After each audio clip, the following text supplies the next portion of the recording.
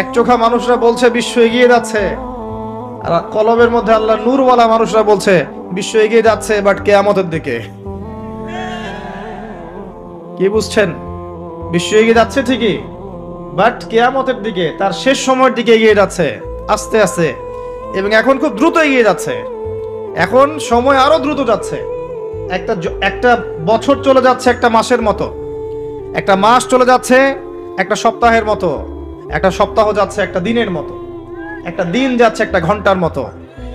যারা আল্লাহর নূর এবং বসিরা প্রাপ্ত মানুষ তারা বুঝতে পারে। এই যে রমজান চলে আসলো, কয়দিন আগে রমজান শেষ করে আসলেন, এই যে রমজান চলে আসলো। এই যে কয়দিন আগে জুমার নামাজ পড়লেন, দেখবেন আবার জুমা চলে আসবে। সময় দ্রুত চলে যাচ্ছে। কিসের আলামত? কিয়ামতের আলামত। কত আলামত আছে আপনাকে বলে শেষ করতে পারবো না। মহিলাদের সংখ্যা বাড়ছে, পুরুষদের সংখ্যা কমছে। এমন মহিলাদেরকে রাস্তায় দেখবেন যারা পোশাক পরেও নগ্ন হয়ে ঘুরছে।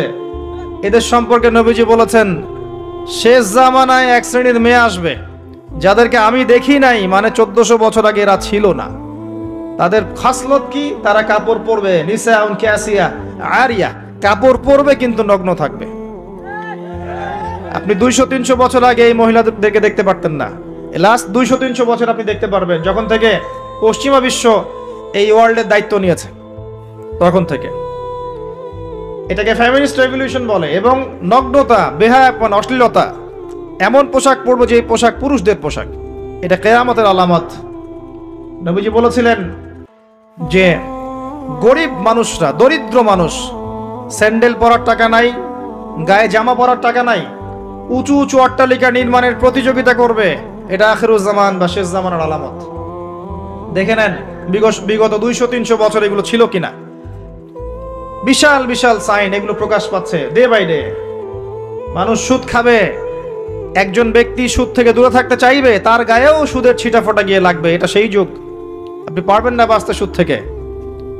দাড়ি টুপি নিয়েও খেতে হচ্ছে, কিচ্ছু করার নাই, কারণ সব সিস্টেমই সুদ ভিত্তিক।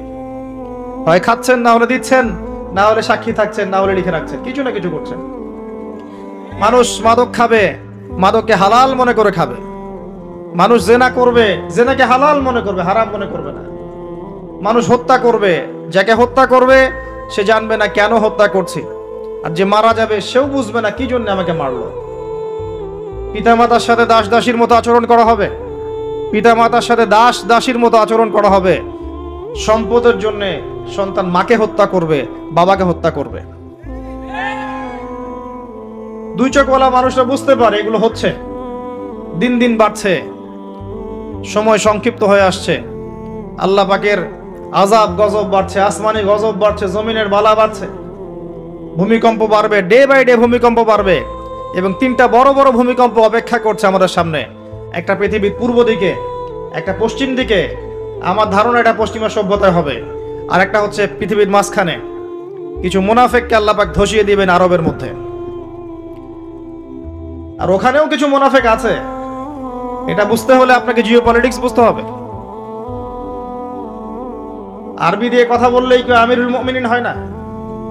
আরবি দিয়ে কথা বললেই কেউ আমিরুল মুমিনিন হয় না। আব্দুল্লাহ বিন উবাইও আরবি দিয়ে কথা বলতো। তো হত্যা বাড়বে। একটা বড় জিনিস যেটা শেষ জামানায় হবে, এটা আগে হয়নি। এটা বিগত 100 বছর থেকে আমরা দেখছি। এই বিশ্বের বুকে ইহুদি এবং খ্রিস্টানদের মধ্যে একটা বন্ধুত্বের অ্যালায়েন্স হয়েছে। এটাকে আমরা জায়নিস্ট মুভমেন্ট বলি।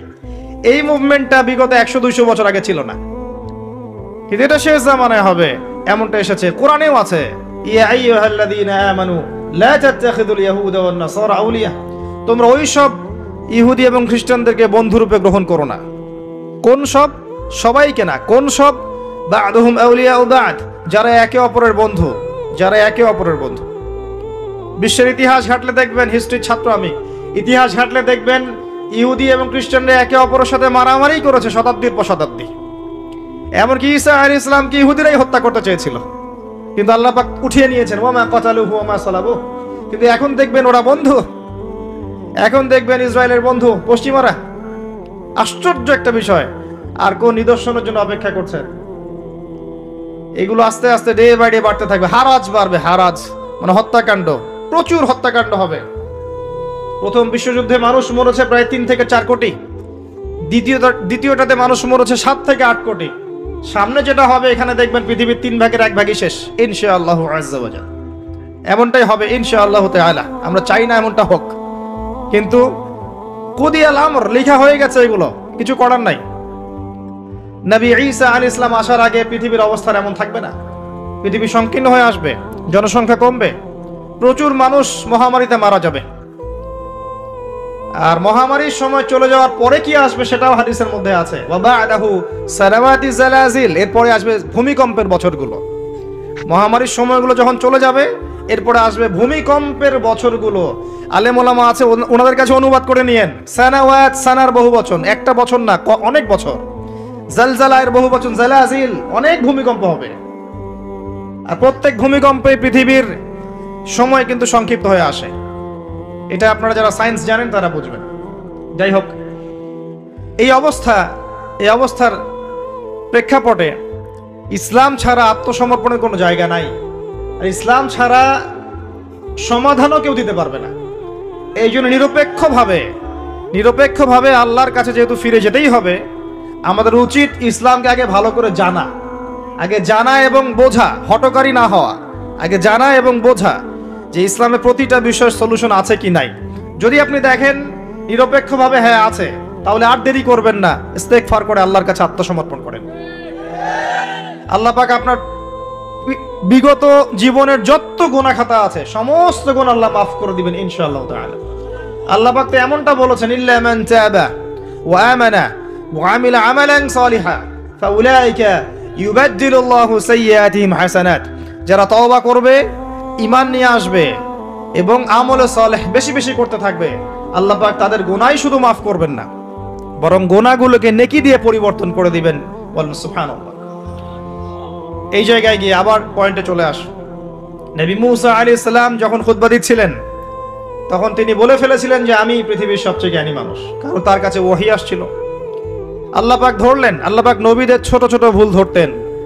আমাদের নবী মুহাম্মদ সাল্লাল্লাহু আলাইহি সাল্লাম বলে দিয়েছিলেন একবার যে আমি মধু খাবো না আজকে থেকে, মনে আছে? মধু হারাম করে নিলাম।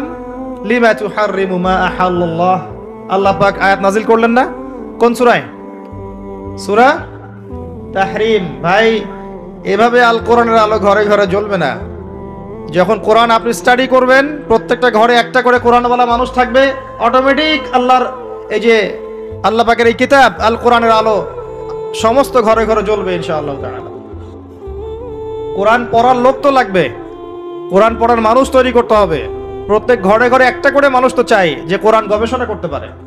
তখন দেখবেন অটোমেটিকলি কোরআনের আলো ঘরে ঘরে জ্বলে যাবে ইনশাআল্লাহ তাআলা।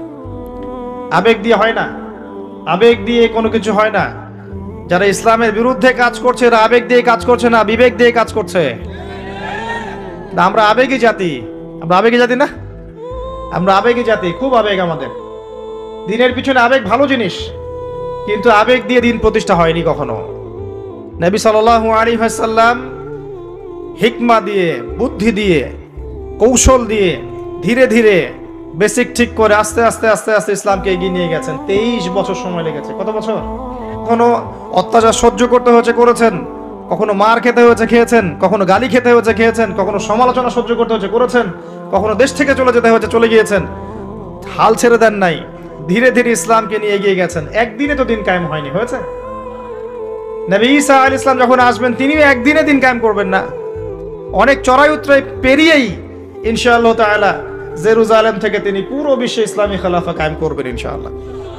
তার আগ পর্যন্ত এভাবে গ্লোবালি কিছু হবে এটা আমার মনে হয় না। আমি স্টাডি করে যা মনে হচ্ছে আমার কাছে মনে হয় না যে গ্লোবালি তার আগে কিছু হবে। ক্ষুদ্র পরিসরে বা ব্যক্তিগতভাবে বা সামাজিকভাবে ছোট ছোট ক্ষেত্রে কিছু হতে পারে, কিন্তু বড় পরিসরে মনে হচ্ছে না যে এত সময় আমাদের হাতে বাকি আছে। আল্লাহ রাব্বুল আলামিন ভালো জানেন, ইল্লা মাশাআল্লাহ। নবী মুসা আলাইহিস সালাম যখন এই কথা বলছেন, আল্লাহ পাক ধরে ফেলেছেন। তিনি বলছেন, আমার একজন বান্দা আছে যার নাম খিদর আলাইহিস সালাম। খিদর মানে শ্যামল বা সবুজ। তিনি যেখানে বসতেন ওই জায়গাটা সবুজ হয়ে যেত। একটা রুক্ষ জায়গায় তিনি বসলে ওই জায়গা সবুজ হয়ে যেত। তিনি বললেন, খিদির তোমার চেয়ে বেশি জ্ঞানী মানুষ।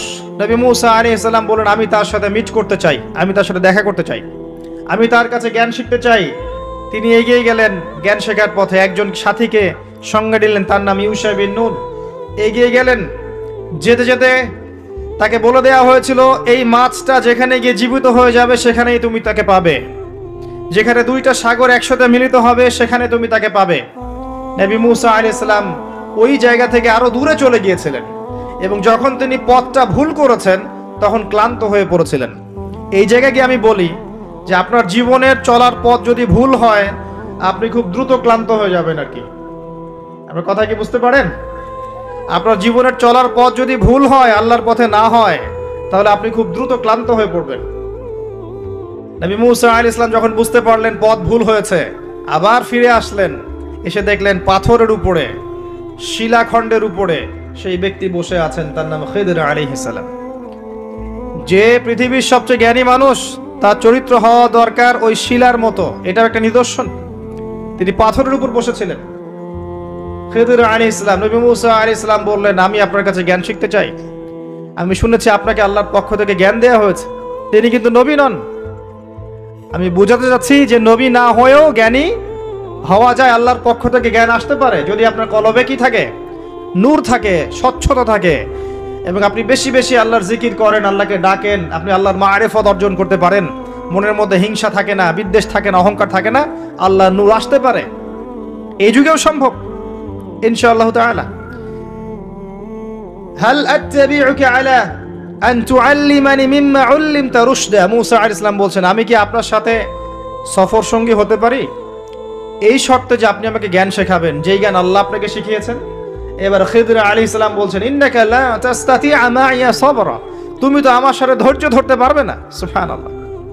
একজন নবীকে বলছেন, একজন নবীকে একজন মানুষ বলছেন, তুমি তো আমার সাথে ধৈর্য ধরতে পারবে না। আপনি মনে করেন একটা স্কুলের টিচার 100টা বাচ্চাকে পড়াচ্ছেন, পরীক্ষার আগে আপনি বলে দিলেন যে 1 বছর আমি তোমাদেরকে পড়িয়েছি, তুমি অমুক আব্দুল্লাহ ফার্স্ট হতে পারো, আর তুমি আব্দুর রহমান তুমি ফার্স্ট হতে পারবে না, তুমি হবে লাস্ট।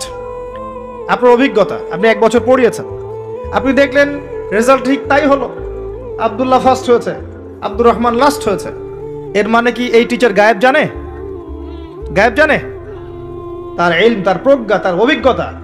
নবী মুসা আলাইহিস সালামকে বলছেন তিনি, খিদির আলাইহিস সালাম, ইন্নাকা লান তাস্তাতিআ মাইয়া সাবরা, তুমি আমার সাথে ধৈর্য ধরতে পারবে না। মানে গল্পের শেষে আপনি গিয়ে দেখবেন তিনি আসলেই ধৈর্য ধরতে পারেন নাই। তো মুসা আলাইহিস সালাম বলেন, ইনশাআল্লাহ আমি ধৈর্য ধরব, আমি ধৈর্য ধরব ইনশাআল্লাহ, এবং আমি আপনার কাজে কোনো বিঘ্ন সৃষ্টি করব না। আচ্ছা ঠিক আছে, চলো। গল্প অনেক বড়, আমি সংক্ষেপে বলছি। 3টা ঘটনা ঘটেছে। একবার নৌকা ফুটা করে দিয়েছেন খিদির আলাইহিস সালাম, দ্বিতীয়বার একজন বালককে হত্যা করেছেন, আর তৃতীয়বার একটা দেয়ালকে নির্মাণ করেছেন, দেয়ালটা পড়ে গিয়েছিল, কোনো পারিশ্রমিক নেননি, ফ্রি অফ কস্ট দেয়াল নির্মাণ করেছেন। নবী মুসা আলাইহিস সালাম প্রত্যেকবার বলছেন যে আপনি এই কাজটা কেন করলেন, আপনি এই কাজটা কেন করলেন, বারবার জিজ্ঞাসা করছেন, ইন্টারফেয়ার করছেন। এবং খিদির আলাইহিস সালাম বলছেন, আমি কি বলিনি তোমাকে, আলাম আকুল লাক ইন্নাকা লান তাস্তাতিআ মাইয়া সাবরা। এক পর্যায়ে যখন তিনি তৃতীয় প্রশ্নের উত্তর দিতে পারলেন না, সবর করতে পারলেন না, তখন খিদির আলাইহিস সালাম বলেন, হাযা ফিরাকু বাইনি ওয়া বাইনাক, এই হচ্ছে তোমার আমার পার্থক্য, আর একসাথে চলা হলো না। তবে যাওয়ার আগে আমি তোমাকে জানিয়ে দেব কেন আমি এই কাজগুলো করেছি। ওই নৌকা ফুটা না করলে, ওই নৌকার পিছনে জলদস্যু ছিল, ভালো নৌকা হলে নিয়ে চলে যেত। আমি ওই ব্যক্তির ক্ষতি করিনি, বরং উপকার করেছি নৌকা ফুটা করে দিয়ে। ওই বাচ্চাকে হত্যা না করলে, ওই বাচ্চার পিতা মাতা ছিল বড় আলেম, বড় আল্লাহওয়ালা, এই বাচ্চা বড় হলে নিজেও কাফের হতো, বাপ মাকেও কুফরিতে নিয়ে যেত। অনেকটা আমাদের নাস্তিক প্রজন্মের মতো আর কি। তিনি হত্যা করেছেন, আল্লাহর আদেশে হত্যা করেছেন। আর ওই যে দেয়াল নির্মাণ করেছি, এই দেয়ালের নিচে ছিল 2 জন এতিম বালকের রেখে যাওয়া পৈতৃক সম্পত্তি। তার বাবা মা রেখে গিয়েছিল সোনার কয়েন, রূপার কয়েন, এইগুলো মাটির নিচে ছিল। তারা বড় হয়ে যেন এটা পায়, অন্য কেউ সিজ করতে না পারে, এই জন্য আমি এখানে দেয়াল নির্মাণ করেছি, কোনো পারিশ্রমিক নেই নাই। বাই দ্য ওয়ে, সোনার কয়েন আর রূপার কয়েনের কথা কোরআনে আছে, দিনার আর দিরহামের কথা কোরআনে আছে, যদিও বিশ্ব ব্যবস্থায় নাই। বিশ্ব ব্যবস্থার IMF নামে একটা সংগঠন আছে, ইন্টারন্যাশনাল মনিটারি ফান্ড, তারা আইন করে সোনার কয়েন আর রূপার কয়েনকে হারাম করে দিয়েছে। আপনি কি সেটা জানেন যে পশ্চিমারা সোনার কয়েন আর রূপার কয়েনটাকে হারাম করেছে অর্থনীতি থেকে? Ban, totally ban. তাদের আর্টিকেলস অফ চার্টারের মধ্যে আছে, লিখা আছে যে এই বিশ্ব বাজার থেকে সোনার কয়েন রূপার কয়েনকে ব্যান করে দেওয়া হয়। কেউ যদি আল্লাহর হালালকে হারাম করে তাকে আমরা কি বলতে পারি? কেউ যদি আল্লাহর হারামকে হালাল করে আর আল্লাহর হালালকে হারাম করে নেয় তাকে আমরা কি বলতে পারি? আর এই পাপটার নাম কি? সূরা তাওবার 31 নম্বর আয়াত অনুযায়ী এই পাপটাকে বলা হয় শিরক। জি, সূরা তাওবার 31 নম্বর আয়াত অনুযায়ী এই পাপটাকে বলা হয় শিরক। কে অধিকার দিল মানুষকে আল্লাহর হালালকে হারাম করার? একটা কয়েনের মধ্যে ইন্ট্রিনসিক ভ্যালু থাকে, অন্তর্নিহিত মান থাকে। এখানে যতটুকু সোনা আছে এতটুকুই আছে, এর ইন্ট্রিনসিক ভ্যালু আছে, অন্তর্নিহিত মান আছে। আজীবনে এই মান কমে যাবে না ইনশাআল্লাহ তাআলা, বরং বাড়বে। আপনার কাছে যা দিয়েছে তারা এটা হারাম করার পরে এটার মান দিন দিন বাড়ে না, বরং দিন দিন কমতে পারে। এতে করে আপনি আপনার শ্রম হারাচ্ছেন, আপনি শ্রম দিয়ে টাকা আর্ন করছেন। সেই কঠোর পরিশ্রমের টাকার মান যখন কমে যায় তখন আপনার শ্রমটাও চলে যায়। কেউ আপনার শ্রমটা চুরি করে খেয়ে ফেলে। শুধু ব্যক্তির পর্যায়ে না, বড় বড় রাষ্ট্রকে তারা দেউলিয়া করতে পারে, করেছে হিস্ট্রিতে। যাই হোক, ওইদিকে আমি যাচ্ছি না। তবে কোরআনে যে দিন আর দিরহামের কথা আছে এটা জেনে রাখেন। অ্যাটলিস্ট কিছু করতে পারবেন না আমি জানি, বাট জেনে রাখেন। জানতে দোষ আছে? জানতে কোনো দোষ আছে? কিছু করার নাই, কিন্তু জানতে দোষ আছে? আচ্ছা, জেনে রাখেন। এরপরে নবী মুসা আলাইহিস সালাম 3টা উত্তর পেয়ে গেলেন। এখন এই যে ঘটনাটা আপনাকে বললাম সূরা কাহফের মধ্যে আছে, এখানে খিদর আলাইহিস সালাম কি এক চোখ দিয়ে দেখেছেন না 2 চোখ দিয়ে দেখেছেন? নবী মুসা আলাইহিস সালাম বাইরের চোখ দিয়ে দেখছেন, এটা কেন করলেন, এটা কেন করলেন, এটা কেন করলেন। এর পিছনের কারণটা কিন্তু তিনি ধরতে পারেন নাই। নবী হয়েও ধরতে পেরেছেন কে? খিদর আলাইহিস সালাম। তার মানে আল্লাহর পক্ষ থেকে জ্ঞান যখন আপনার কাছে আসবে, আপনার কলবে আল্লাহ নূর আসবে, হিকমা এবং প্রজ্ঞা আসবে, আপনি অনেক দূর পর্যন্ত দেখতে পারবেন ইনশাআল্লাহ তাআলা। এটা সাধারণ মানুষ পারবে না। আল্লাহ পাক এমন আরেকজন ব্যক্তির কথা বলেছেন, এই যে যেটা আমি তেলাওয়াত করেছিলাম, ওয়াইজ ক্বালা ওয়ালাকাদ আতাইনা লুকমানাল হিকমা আনিশকুরু লিল্লাহ। আমি লোকমানকেও হিকমা দিয়েছিলাম। সুবহানাল্লাহ। লোকমান আলাইহিস সালাম হয়তো নবী ছিলেন না, কিন্তু আল্লাহ বলছেন আমি লোকমান হিকিমকে আমি হিকমা দিয়েছি, প্রজ্ঞা দিয়েছি। 3 জন ব্যক্তির জন্য জান্নাতের একটা সুসংবাদ আছে, জান্নাতে বড় মর্যাদা আছে। 3 জনই হচ্ছেন কালো বর্ণের, আফ্রিকান কন্টিনেন্টের মানুষ, যেটাকে আমরা মনে করি যে একটু কুৎসিত চেহারা। আসলে তো মানুষ কুৎসিত নয়। মানুষ কি কুৎসিত হয়? কালোর মধ্যে সৌন্দর্য আছে না? নর্মাল যে ভাষা ব্যবহার করে সেই ভাষায় বললাম যে 3 জন কালো বর্ণের মানুষের জন্য জান্নাতের সুসংবাদ আছে। যারা কালো ছিলেন, আফ্রিকার মানুষ ছিলেন, ইথিওপিয়া ইরিত্রিয়ার মানুষ ছিলেন। তাদের একজনের নাম হচ্ছে বেলাল আল হাবাশি রাদিয়াল্লাহু আনহু, যাকে উমাইয়া বিন খালাফ মক্কায় শুইয়ে বুকের উপর পাথর চাপা দিয়েছিল না, আর তিনি বলতেন আহাদুন আহাদ। তাকে শুইয়ে দেওয়া হয়েছে এবং বলা হচ্ছে বলো লাত এবং ওজ্জার নামে কসম করো। কিচ্ছু করতে হবে না, ইসলামকে অস্বীকারও করতে হবে না, খালি লাত এবং ওজ্জার নামে কসম করো। সে বলছে আহাদুন আহাদ, যিনি এক তিনি এক, যিনি এক তিনি একক। অত্যাচার করা হচ্ছে, নির্যাতন করা হচ্ছে, তিনি একটা কথাই বলছেন আহাদুন আহাদ, যিনি এক তিনি এক। আল্লাহ পাকের কাছে এত ভালো লেগেছে এই কথাটা, আল্লাহ সূরা নাজিল করেছেন কুল হুয়াল্লাহু আহাদ, বলুন তিনি আল্লাহ এক। সুবহানাল্লাহ। বেলাল রাদিয়াল্লাহু আনহুকে যেই মক্কায় নির্যাতন করা হয়েছে, ওই মক্কায় মক্কা বিজয়ের দিন তিনি কাবা ঘরের ছাদে উঠে আজান দিয়েছেন। সুবহানাল্লাহ। আল্লাহ পাক এইভাবেই দিন পরিবর্তন করে দেন। আল্লাহ পাক দিন সবসময় একরকম রাখেন না। আজকে যাকে নির্যাতন করা হচ্ছে, নিপীড়ন করা হচ্ছে, যদি সে হকপন্থী হয়ে থাকে, দেখবেন আল্লাহ পাক তাকে ওই জায়গায় সম্মানিত করে দিবেন ইনশাআল্লাহ। এটা আল্লাহ সুন্নাহ, আল্লাহ পাক করেছেন হিস্ট্রিতে যুগে যুগে। আরেকজন হচ্ছেন বাদশা নাজাশি। এটাকে যার রাষ্ট্রে মুসলিমরা আশ্রয় নিয়েছিল হিজরত করে, আবিসিনিয়ার বাদশা নাজাশি, মনে আছে? সিরাত পড়েছেন? আচ্ছা। আরেকজন হচ্ছে লোকমান হাকিম আলাইহিস সালাম, তার উপরেও জান্নাতের বড় মর্যাদা আছে। তাকে অপশন দেয়া হয়েছিল নবুয়ত নিবেন নাকি প্রজ্ঞা নিবেন। তিনি নবুয়তের দায়িত্বটাকে ভারী মনে করেছেন এবং প্রজ্ঞাটাকে সহজ মনে করেছেন এবং প্রজ্ঞাটাকে তিনি বেশি বেশি নেয়ার জন্য আল্লাহর কাছে দোয়া করেছেন। আল্লাহ রাব্বুল আলামিন তাকে প্রজ্ঞা নাজিল করেছেন, প্রজ্ঞা দিয়েছেন। আসেন তিনি কি বলছেন এবং একজন প্রজ্ঞাবান মানুষের আচরণ কেমন হওয়া উচিত। তিনি আল্লাহ পাক বলছেন, ওয়ালাকাদ আতাইনা লুকমানাল হিকমা, আমি লোকমানকে হিকমা এবং প্রজ্ঞা দিয়েছি, আমার পক্ষ থেকে জ্ঞান শিক্ষা দিয়েছি। আনিশকুরু লিল্লাহ, জ্ঞানের প্রথম কাজটা হচ্ছে হে লোকমান তুমি আল্লাহর শুকরিয়া আদায় করবে। সুবহানাল্লাহ, একজন জ্ঞানী মানুষ আল্লাহর শুকরিয়া আদায় করে। ওয়া মান ইয়াশকুর ফাইন্নামা ইয়াশকুরু লিনাফসি, যে ব্যক্তি আল্লাহর শুকরিয়া আদায় করে সে নিজের নফসের ভালোর জন্যই সেটা করে। আল্লাহ পাক অন্য আয়াতে বলেছেন, লা ইন শাকারতুম লা আযীদান্নাকুম, যদি তোমরা আল্লাহর শুকরিয়া আদায় করো আমি তোমাদের প্রতি আমার নেয়ামতকে কি করব, বাড়িয়ে দেব। ওয়ালা ইন কাফারতুম, যদি তোমরা কুফরি করো, ইন আযাবি লাশাদীদ, আমার আযাব বড়ই কঠিন, বড়ই কঠিন। আমাদের উচিত দিনে কমপক্ষে 100 বার করে হলেও আলহামদুলিল্লাহ পড়া যাবে। যে কোনো অবস্থাতে আলহামদুলিল্লাহ, আলহামদুলিল্লাহ। ভাই কেমন আছেন? আলহামদুলিল্লাহ। ভাই পরিবার কেমন আছে?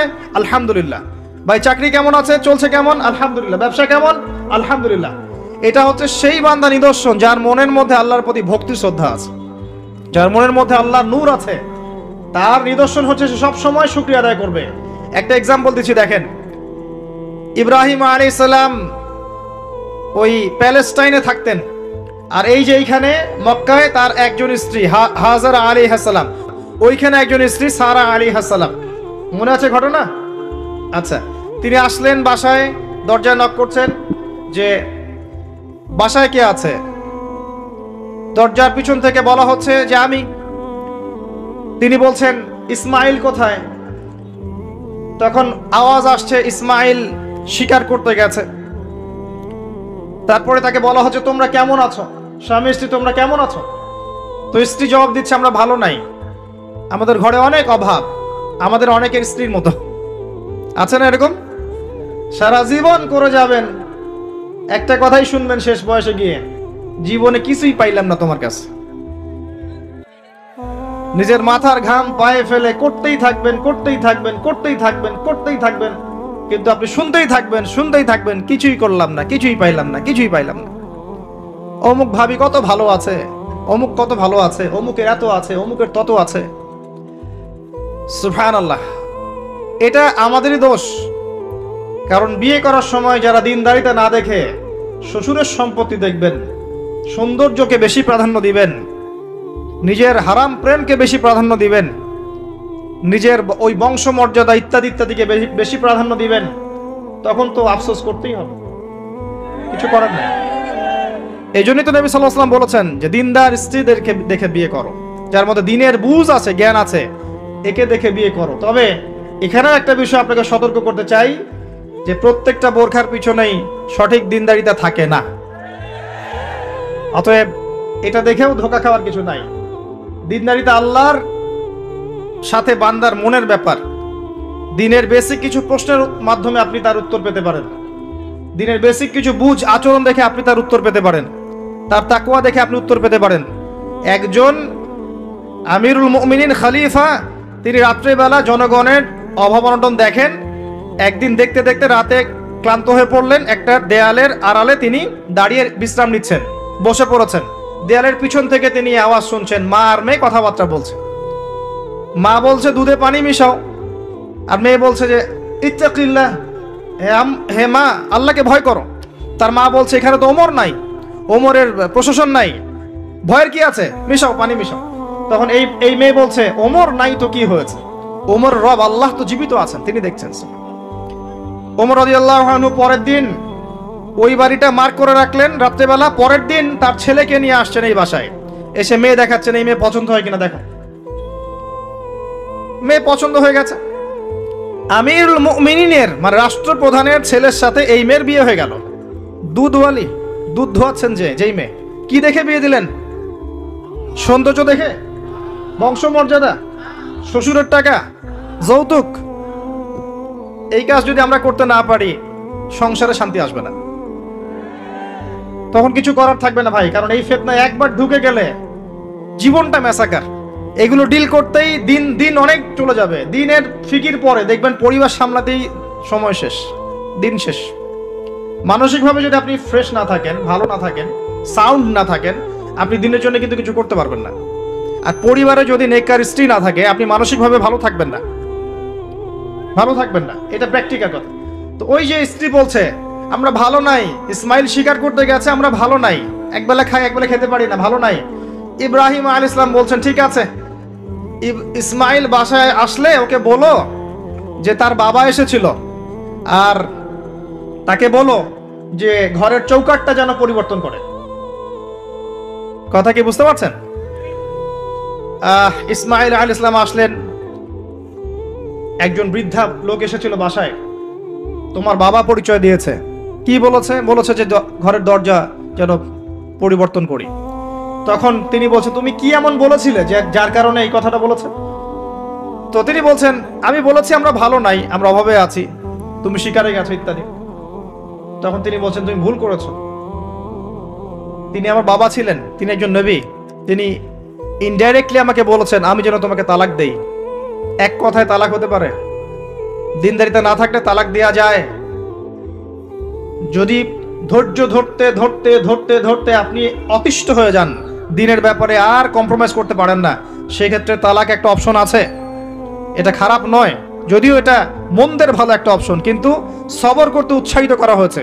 সবর করতে করতে করতে করতে যদি ভিতরটা পরিবর্তন না হয়, এরকম আল্লাহর প্রতি অকৃতজ্ঞ মানুষকে নিয়ে আপনি সারা জীবন চলতে পারবেন না।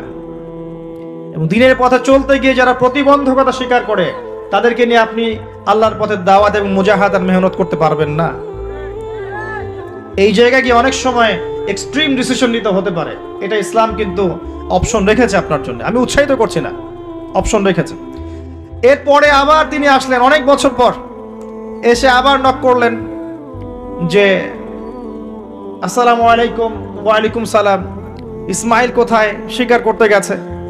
তোমরা কেমন আছো? আলহামদুলিল্লাহ আমরা অনেক ভালো আছি। ঠিক আছে, ইসমাইল বাসায় আসলে তাকে বলো ঘরের চৌকাঠটা যেন যত্ন করে আদর করে মহব্বত করে রাখে। কথা বুঝতে পারছেন? এবার ইসমাইল আলাইহিস সালাম আসলেন বাসায়, তার স্ত্রী জিজ্ঞাসা করছে, একজন বৃদ্ধা এসেছিলেন, তোমার বাবা পরিচয় দিয়েছেন, কি বলেছে? বলেছে আমি যেন ঘরের চৌকাঠটা তুমি যেন অটুট রাখো, বহাল রাখো। তুমি কি বলেছো? আমি বলেছি আমরা অনেক ভালো আছি।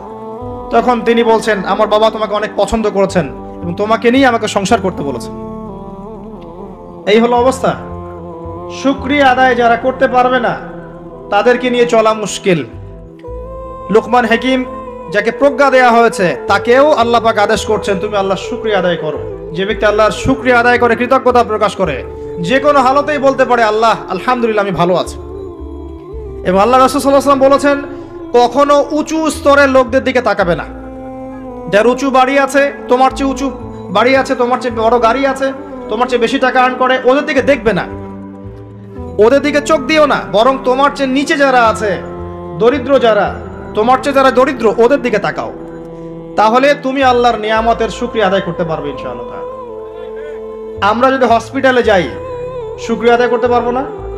যে এই যে হাজার হাজার মানুষ শুয়ে আছে, কারো ক্যান্সার, কারো ডায়াবেটিস, কারো অমুক, কারো তমুক, কারো অ্যাক্সিডেন্ট, কারো এইটা সেইটা, কারো ব্রেন টিউমার, কারো হার্টের সমস্যা, কত সমস্যা। কেউ হাঁটতে পারে না, কেউ বসতে পারে না, কেউ শুইতে পারে না, কেউ শুইলে ঘুমাতে পারে না। আমরা ভালো আছি না? আলহামদুলিল্লাহ, কৃতজ্ঞতা। যখন আপনি আপনার চেয়ে বিপন্ন কোনো মানুষকে দেখবেন, দেখে যদি এই দোয়াটা পড়েন আলহামদুলিল্লাহিল্লাযী আফানি মিম্মা ইবতালাকা বিহি ওয়া ফাদ্দালানি আলা কাসীরিম মিম্মান খালাকা তাফদীলা, আল্লাহর শুকরিয়া আদায় করছি যে আল্লাহ তোমাকে যে বিষয় দিয়ে পরীক্ষা করেছেন, আমাকে তার থেকে নিরাপদ রেখেছেন, এবং হাজার মানুষের চাইতে আল্লাহ পাক আমাকে উত্তম জায়গায় রেখেছেন, ভালো রেখেছেন। এই দোয়াটা যে ব্যক্তি পড়বে, ওই বিপদ তাকে স্পর্শ করবে না ইনশাআল্লাহ। এভাবে আপনি আল্লাহর শুকরিয়া আদায় করতে পারেন। আর আল্লাহ পাকের শুকরিয়া আদায় করার সবচাইতে বড় নিদর্শন হচ্ছে আপনি আল্লাহর আদেশ নিষেধ মেনে চলছেন কিনা। যে ব্যক্তি আল্লাহর আদেশ এবং নিষেধকে মেনে চলছে, এই ব্যক্তি প্রকৃতপক্ষে আল্লাহ শুকরিয়া আদায় করছে, তাই নয় কি? খালি মুখে যদি বলি আমি আল্লাহ শুকরিয়া আদায় করি, নামাজ নাই, সওম নাই, যাকাত নাই, কিচ্ছু নাই, মুখে মুখে বলছি আমি আল্লাহকে অনেক ভালোবাসি, এই ভালোবাসার দাম আছে? আল্লাহ পাক কি বলেছেন? যে তোমরা যদি আল্লাহর ভালোবাসা পেতে চাও, কুল ইন কুনতুম তুহিব্বুনাল্লাহ ফাত্তাবিউনি, আমার অনুসরণ করো। কার অনুসরণ? মুহাম্মদ সাল্লাল্লাহু আলাইহি ওয়াসাল্লামের অনুসরণ করো, তার সুন্নাহ মাফিক জীবন করো। ইনশাআল্লাহ আল্লাহ পাক তোমাদেরকে মাফ করে দিবেন, আল্লাহও তোমাদেরকে ভালোবাসবেন ইনশাআল্লাহ।